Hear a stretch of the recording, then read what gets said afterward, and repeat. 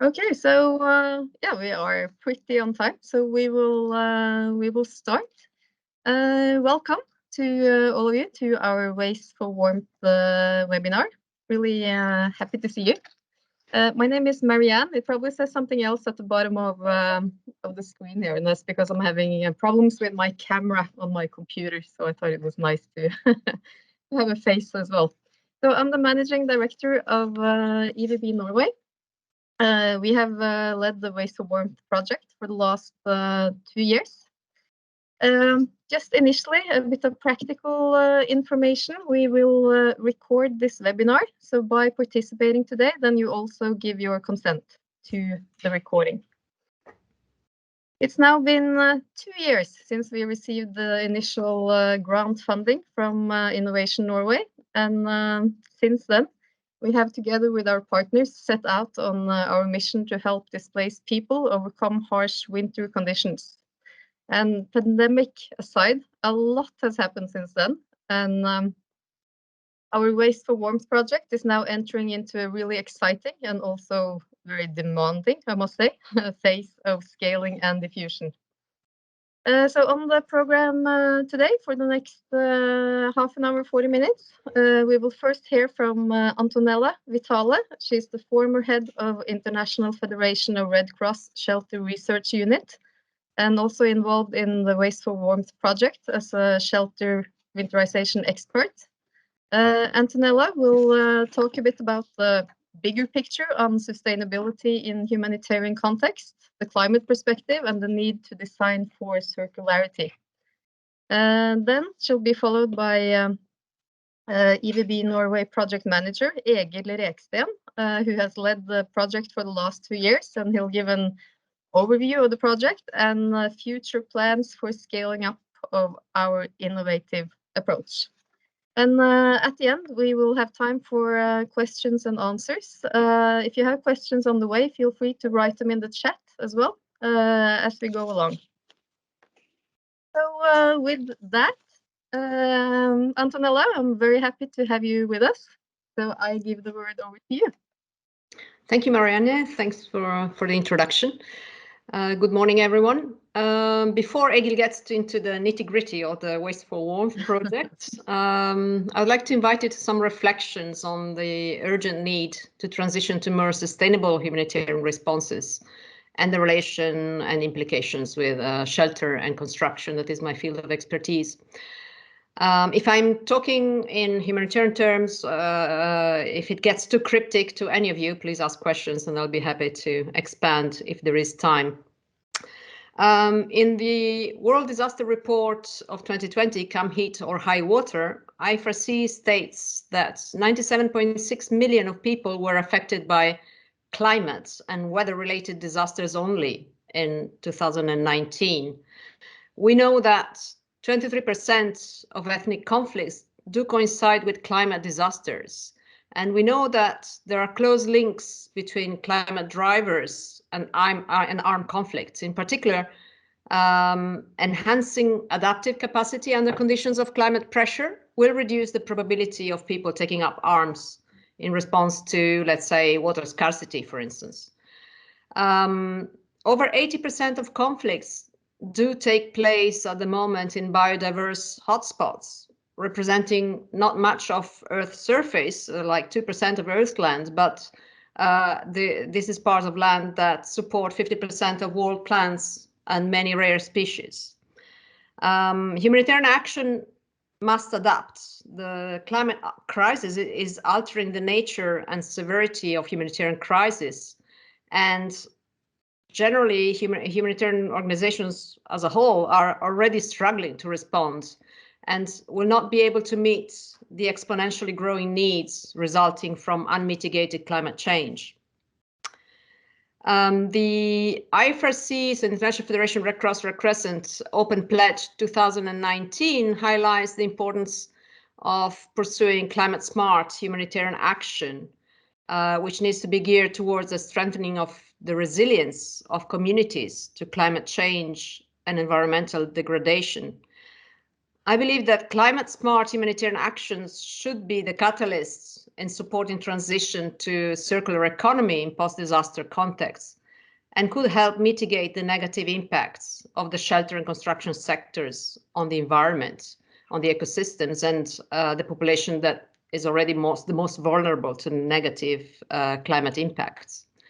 I also believe that such actions are smart only if they actually empower local communities rather than make them dependent from us or from our technology. This, for me, is best done by localizing innovation and encouraging ownerships of solutions. Next slide, please. Organizations are gearing up to be able to join forces, as our ability to partner is our strongest strategic capability as a whole. As most of you probably know, ICRC and ICRC supported the International Council of Voluntary Agencies with the elaboration of a climate and environment charter for humanitarian organizations, which was recently released and is endorsed by over 180 signatories organizations. This is a document for and by humanitarian organizations that is intended to help them play their part and highlights their relevance in responding to the climate and environmental emergencies. Next slide, please.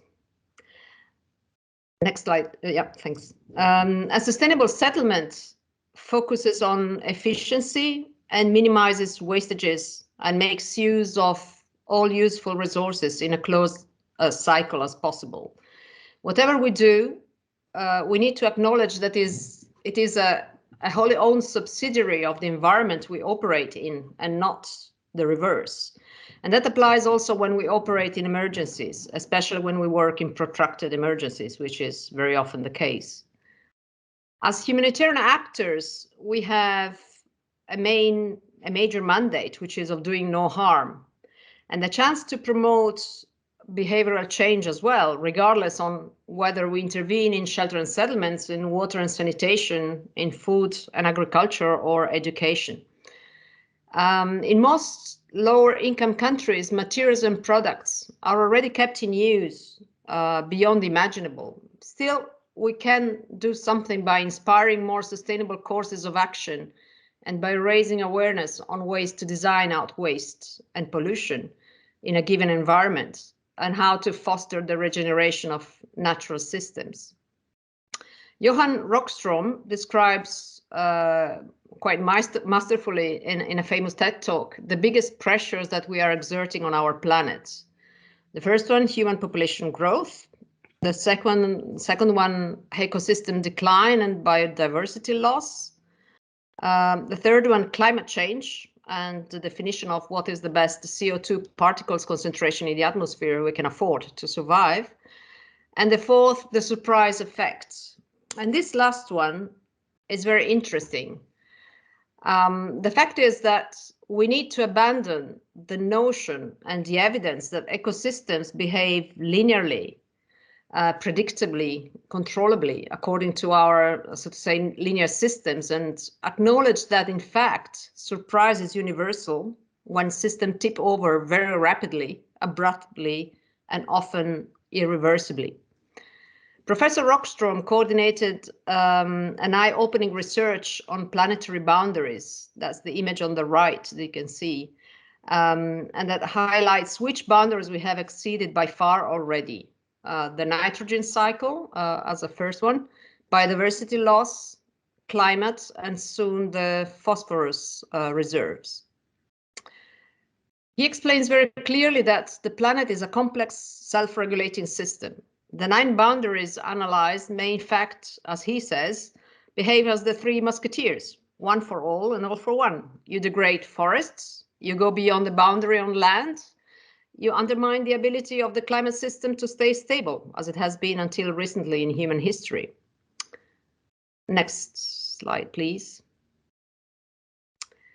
ICRC, so the National Committee of Red Cross and Red Crescent, states in 7 things you need to know about climate change and conflict, that to reduce the impacts of the current climate emergency, major efforts are needed in the form of significant systemic and structural changes. Political will, good governance, investment, technical knowledge, and a shift in mindsets. We need to foster localization of resources, of innovations, and of solutions. In terms of shelter and construction, it means recovering lost knowledge, local knowledge, providing economic or material means to innovate locally, facilitating and gap filling if and when required, when the capacity is not available locally.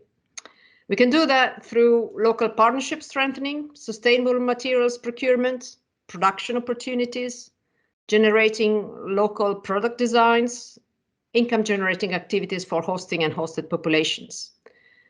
In terms of cross-sectoral sustainability, it means focusing truly on preparedness programs to include adaptation and retreat plans next to innovation. Next slide, please.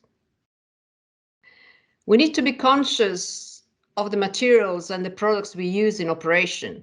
As an example, with a very big impact potential is the ICRC and ICRC Standard Products Catalog revision, which is in progress. For those who are not familiar with this catalog, it is a catalog of relief items for different sectors that is open source and that is made available for procurement to any organization that wishes to do so.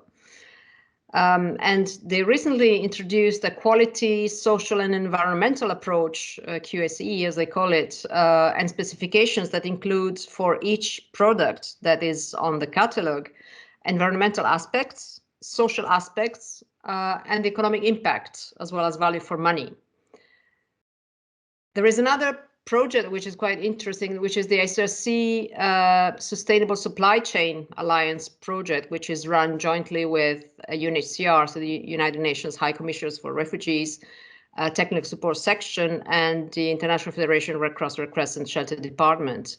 They have launched together a 2-year project to design the new tarpaulin specifications to quantify the exact environmental impact of the polyethylene tarpaulins and to research an alternative material and or solutions to reduce that impact. Tarpaulins are, for those who don't know, among the most widely distributed relief items generally. In parallel to this tarpaulin project, they will look also at other items that are in the catalog, which are what are called essential household items now, and which go from cooking sets to water buckets and so on. With intention to improve the social and environmental aspects of these items from cradle to grave, and hopefully beyond as well, by keeping products and materials in use as long as possible. Next slides, please.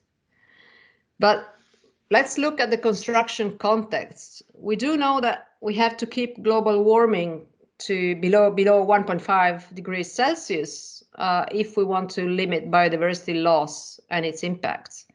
And we know that our CO2 budget by 2100 is of 500 billion tons of it to be released in the atmosphere. Unfortunately, and we know that too, at the current production rate, we will reach 918 billion tons if best energy efficiency is applied, or 649 billion tons if best energy efficiency and zero carbon energy are applied through renewable energy sources. So it is clear that that is not enough. We need to move from a take, make, use and waste economy to a circular one where we repair, share, remanufacture and recycle. But that alone is still not enough. We need to think about waste the way nature does, which means waste doesn't exist, right? Meeting climate targets requires a transformation in the way we produce and use goods. Collectively, we need to design out waste and pollution, keep products in use, and regenerate natural systems. And when it comes to constructions, specifically, we need to promote modularity, material passports, so that materials can be recuperated at a later stage, design for disassembly, so that that process is made easier, design for ease and repair and maintenance, material reuse, and recycle and upcycle construction waste. Next slide, please. It is estimated that a shift to renewable energies can tackle 55% of global greenhouse gas emissions. The remaining 45% are the harder to reduce emissions that arise from the management of land and the production of goods, of buildings, of vehicles, of electronics, clothes, food, packaging, and other goods and assets we use every day. Applying circular economy strategies in just 5 key areas, though, and those 5 are cement, aluminium, steel, plastics, and food, can eliminate almost half of the remaining emissions, that 45% on the slides, from the production of goods. So that would be not bad indeed. And in order to give our contribution, we should get used to get inspired by living systems on the planet, consider waste as a resource, and optimize rather than maximize, as growth cannot be unlimited, as well as multiply local synergies. Next slides, please. Upstream innovation is a crucial mindset to have or to get. Business as usual is no longer possible. And upstream innovation, what it is about preventing waste from ever being created. Such mindset and terminology was developed by the Ellen MacArthur Foundation around packaging, but it can be translated into many other sectors, including the built environment, through the use of building information modeling, material passports, material banks that are slowly gaining traction in higher income countries. But we can start translating some of the learnings and sow them in lower income countries too. If we are to achieve tangible results, inequities need to be designed out of our post-COVID world as well. We should keep in mind that only 20% of the human population worldwide actually got on the Industrial Revolution train 200 years ago, leaving the rest of humanity aspiring for a lifestyle which is unsustainable and they will probably never have. The pull of the past is strong in most fields and at all levels. We need to change the framework through which we understand and operate in the world. Science and technology do have an important and facilitating role to do that. Think of how bringing the power of humanity in the equation could have an incommensurable effect, as it always had in human history, including introducing us most likely into the era of Anthropocene. The power of humanity remains the predominant driver of change at planetary level that we can hope for and that we can count on. The question remains, as posed by William Ruckelshaus, who was the US Environmental Protection Agency founder back in the 70s. The question is whether nations and people could be moved in the direction of sustainability, knowing that such a move would be a modification of society which is comparable in scale only to 2 other changes. The first one being the agricultural revolution of the late Neolithic, and the second one, the industrial revolution of the past 200 years. While those revolutions were gradual, spontaneous, and largely unconscious, this one will have to be a fully conscious operation, guided by the best foresight that science and art, I would add, can provide. If we actually do it, the undertaking will be absolutely unique in the history of humanity. So these are my last points. I will now hand over to Egil, who will talk to you about our project more in detail. Thank you. Thank you very much, Antonella, and thanks for giving such a great framework and context, I believe, for this project that we've been working on for the past 2 years in between us. So I'm Egil Reksten. I'm a project manager for the Humanitarian Innovation Project, then from Engineers Without Borders. And as Marianne told us in the introduction, this is a consortium project with 2 other project partners, the Polyfloss factory in Field Ready, and it's been financed by Innovation Norway's Humanitarian Innovation Program. I'll go on to tell you a little bit more about our project, what we've done over the past 2 years, and some of the upcoming plans. But just to give you a quick overview here, Engineers Without Borders contribute with engineering and technical competence to this project, as well as the project lead role. We also partner with the Polyfloss factory, which is basically a technology provider and our private partner on this project, having developed a machine that processes plastic into this fluff material on which we base our innovations. And they also lead on product design and engineering and further developments of their machine. Now, Field Ready, our NGO partner on this project, their objective is to disrupt existing heavy supply lines in humanitarian response by scaling solutions for local manufacturing. So they bring in expertise on local manufacturing to disaster-affected areas and facilitate the deployment of operations and capacity building in the field for our project. So to tell you a little bit about the context we work in, our project is obviously specifically aimed at winterization in cold climates, and millions of displaced people live in temporary shelters and lack protection against harsh winters, and most existing shelter heating solutions are just costly and energy intensive. Current approaches to winterization assistance rely on distribution of blankets, stoves and fuel, which can be a logistical challenge and often relies on shipment of material from afar. So last year alone, UNHCR assessed the annual requirements in winterization assistance to be at around $211 million in the Middle East alone. Now, the reliance on fuel increase the living costs of refugee families and incurs safety risks and also negatively impacts the environment.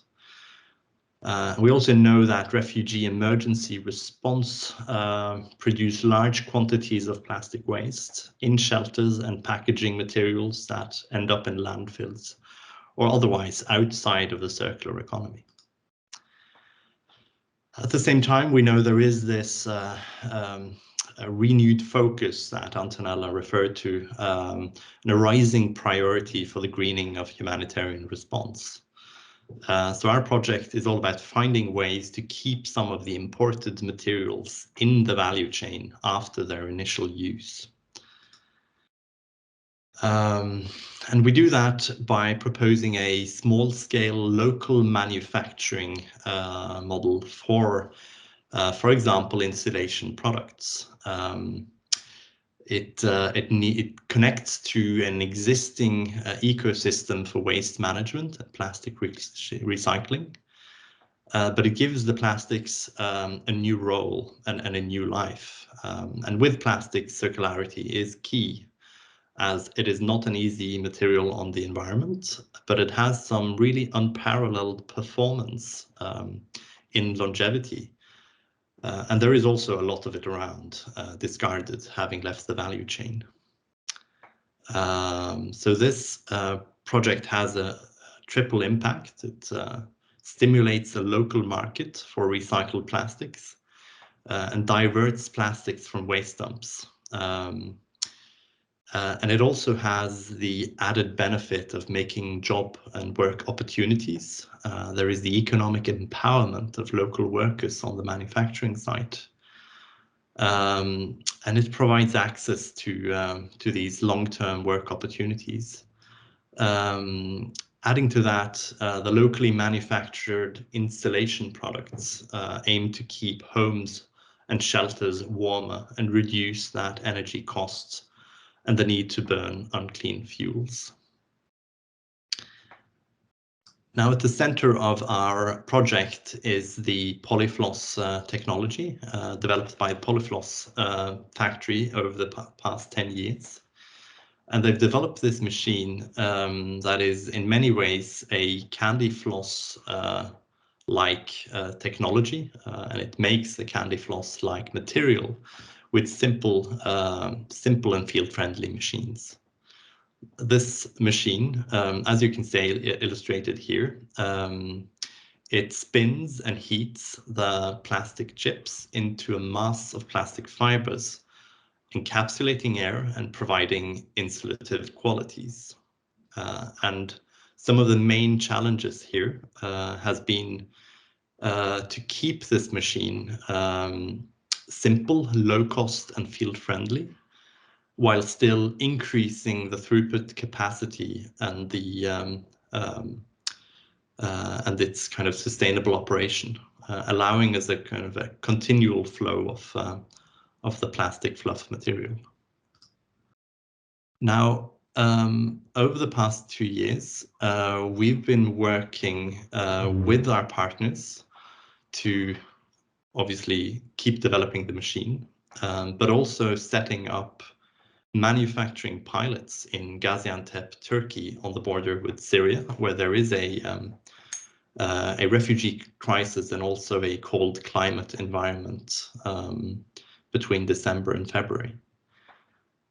We've set up this full-scale product testing last year in Oslo, where we set up 5 refugee shelters next to the Norwegian Science Museum to test out various prototypes of insulation products based on these fluff material. And we know from these tests that the insulation products can make as much as a 30 and 40% decrease in energy consumption, and thus associated costs for the inhabitants.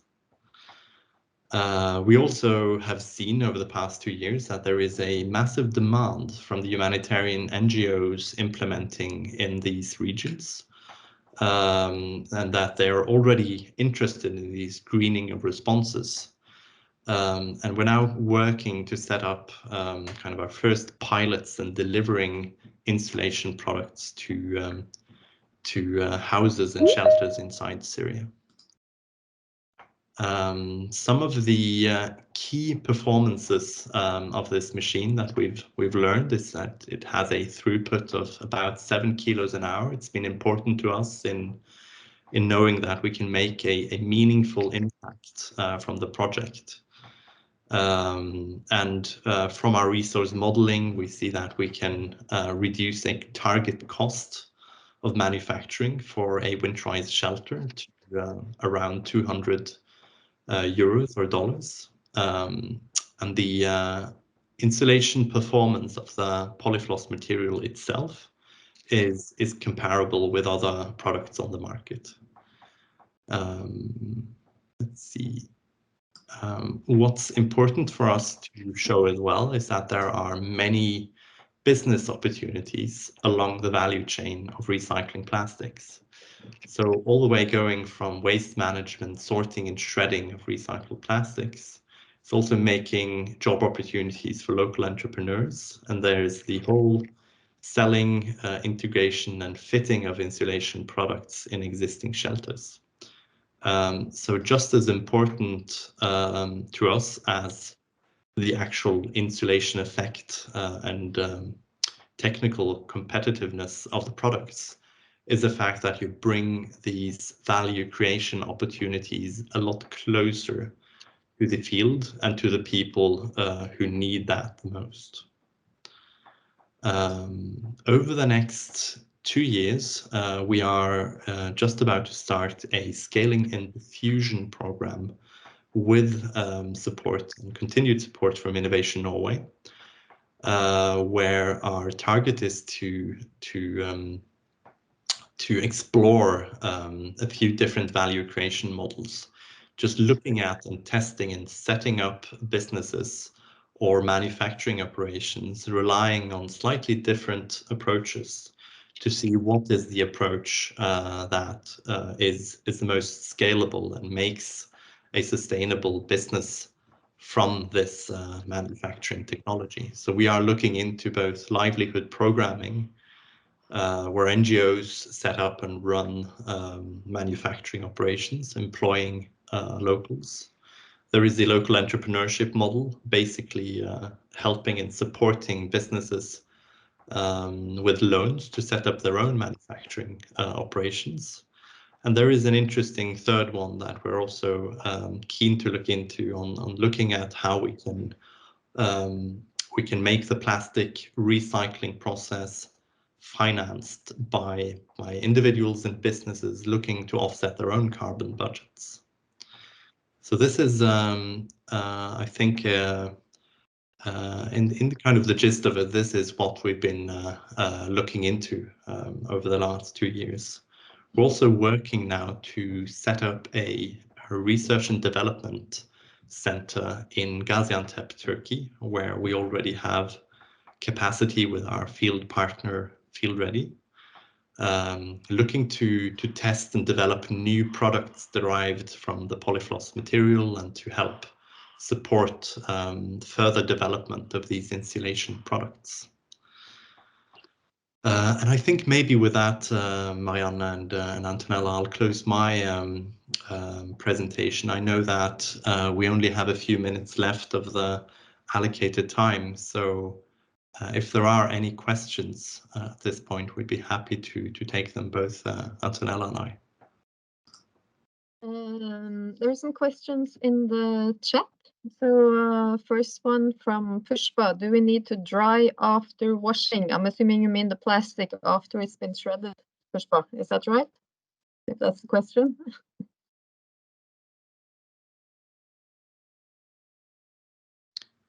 Thank you. I can take that question.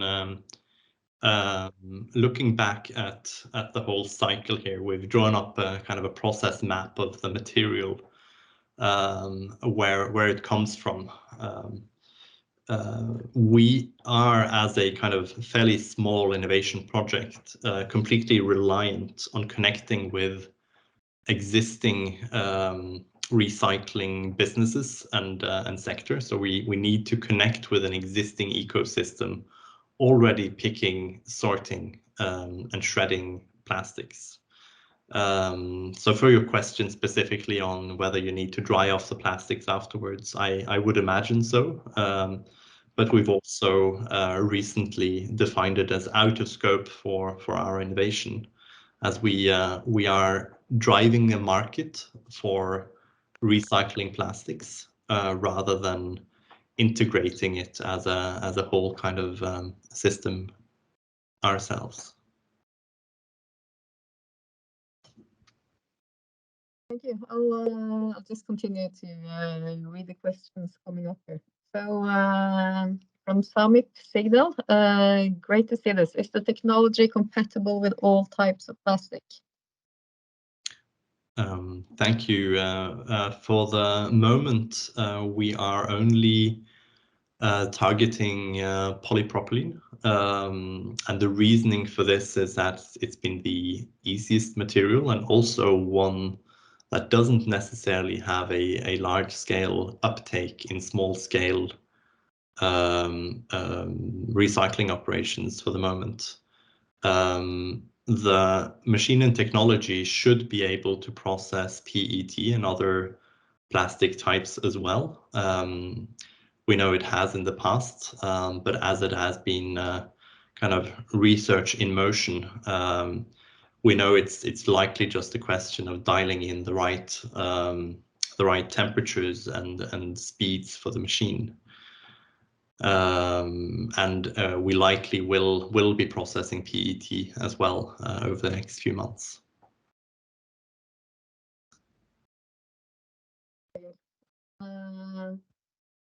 I think you would be very surprised if this question did not come up. Fire resistance. Yeah. Absolutely. How about fire resistance? It's a great question and a concern we've tried to hold front and center from the beginning of this project. It's obviously in and of itself a quite flammable substance, plastic, and especially fluffed up as floss. It's a question where there are some different routes to kind of design out of the immediate concerns. We are applying fire safety standards for the insulation products themselves, and they are undergoing tests as is. But the two kind of main strategies is either adding fire retardants to the plastic mix, ensuring they will not kind of ignite and burn by themselves, or basically how you encapsulate them, or for example for houses, how you attach them and sandwich them in between other materials. Plastics-based insulation is not uncommon. It's uncommon outside of Norway, but it's not uncommon in Europe as a whole. And it is kind of a product category we know we will be able to meet the requirements of, and that we need to meet the requirements of before it can be installed in people's homes.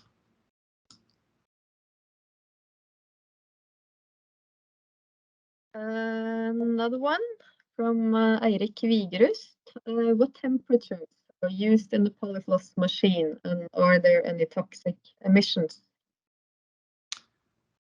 Thank you. That's also a very great question. I actually can't tell you off the bat, not because it is a secret, but because I'm sorry, I can't remember at this point. I'd love to get back to you specifically. We do have the data on that. It's just we definitely have the data on that. And there was a second part of that question.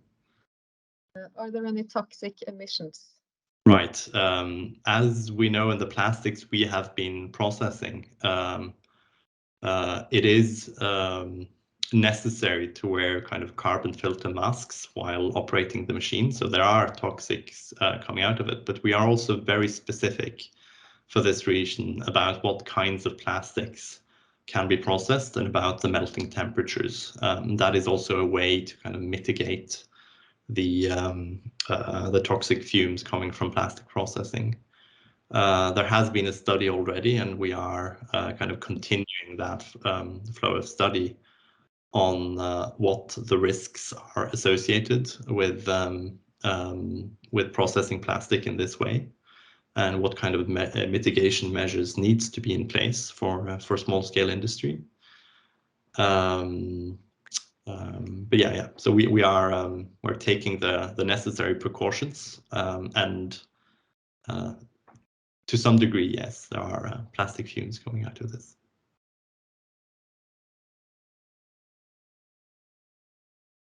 Just feel free to raise the hands and post the questions yourself as well. Otherwise, I'm also very happy reading. So another one here, can we buy this machine in the open market? That's a very good question. We've just connected with Polyfloss on this. Now, as we have been kind of heavily involved with them over the past 2 years, we've also secured the supply agreement for the machine for the humanitarian and development sector, ensuring that we could access the machine that we've participated in developing at a reasonable cost. The machine should and is available on the open market as well. And I believe the Polyfloss factory is just now kind of ramping up their manufacturing capacity. For the moment, there is kind of one of this newer machine in operation in Gaziantep, Turkey, but there is another 4 of them currently being finished in their workshop in Paris. And I think more to come. So if there is an interest on any side to buy the machine and to integrate it with your own plastic projects, I think Polyfloss Factory would be very happy to have a conversation. Absolutely. If there are, okay, let me see. Any idea on the scale to which these machines can be operated at, processing capacity? Can a bigger version of this make circularity easier to achieve in low-income countries where orthodox recycling technologies have proven to be very costly? Thank you. It's also a great question. I think it's been important for us to kind of increase the throughput of this machine to a level where it gives a meaningful throughput. to operate a small business. We have currently, I think, processed over a month of time 7 kilos per hour, but the new machines should process more or less 10 kilos an hour. And I guess the kind of continual design improvements over the next year should probably keep increasing that number. That's at least the projections we have from Polyfloss factory right now. One of our assumptions for kind of scaling this is, rather than kind of increasing the complexity and size of the machine, and thus the investment cost, it is keeping the machine rather low cost as a capital investment, and rather increasing the number of machines. And especially this is pertinent to the geographies we've been targeting now with fairly low cost labor. So that is not kind of the main concern in increasing, for example, a number of machines, but rather the main concern has been if you have too complex and large of a machine, it will definitely kind of be more similar to the existing industrial processing machines that are available today, and to be obviously unavailable to someone looking for a low capital investment opportunity. So we are a little bit over the set time. Thank you so much, everyone, for participating. Thank you, Antonella. Thank you, Egil. I will post some emails in the chat. If you have other questions, don't hesitate to get in touch with us.